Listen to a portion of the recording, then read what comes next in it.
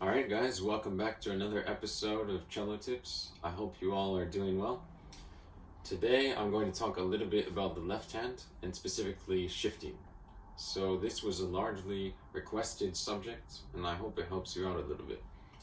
So over the years I struggled a lot with finding methods that work for me in order to shift with beauty and with accuracy. And I've developed four major tips and components that I find are extremely reliable, and with some combination of these four, sometimes just one, sometimes two, sometimes three, or all of them, I can solve basically any shifting issue that I run into. And I'm going to list them here for you guys, and I hope that you can find which of them are most effective for you, and I hope that they help solve any issues that you might have.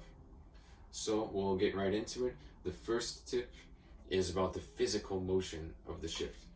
So most cellists, when they have a big shift coming up, say in Tchaikovsky's Rococo Variations, the famous moment, and they will get very worried preparing for the shift, and they will come and they will get so tight, and then who knows what will happen, right? The result of the shift is basically out the window when you develop this kind of tension. So that's the first step, is you need to get rid of this tension. Okay? So think about it. The motion of the shift is extremely simple, actually. You're just coming from here to here. There's nothing complicated about that at all. So you need to get it into your head that this is actually not difficult. This is very simple, very easy. I like to shift, I like to feel it from my back. So instead of feeling I'm leading with my fingers, trying to find this distance with my fingers, I feel the motion from my back. So you can feel that your shoulder blade and your trapezius muscle is kind of releasing down into the resulting note. Okay, so this is the fundamental thing, tip number one, that you need to figure out, is that physical motion of the shift, and not doing it with tension, but just in a simple, organic, natural way. Okay, once you've got that down, the second thing is a simple technical exercise by which you will find the destination note and find the pitch that you want. Okay, and once you've got that, just feel the balance of everything in your hand, the weights, the fingers, the arm, even your hips and your feet. Just feel the balance of everything in your body and just stay there for a while. Just get comfortable with it and really memorize that feeling. Take a picture of it in your mind and just memorize that feeling. Okay?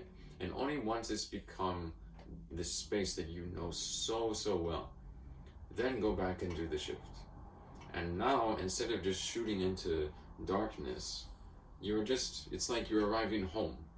Okay, you know exactly the destination you're after. It's just a matter of getting there. That should make things so much easier. Okay? So now, once you've gone down this physical aspect of the shift, the physicality, once it's ingrained in your body, in the muscles and everything, now let your ears be in charge. Let your ears guide the shift, find the pitch, and guide the speed that you want the shift to come out at.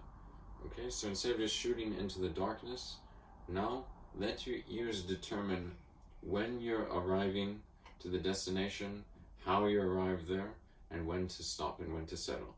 And really let your ears determine that.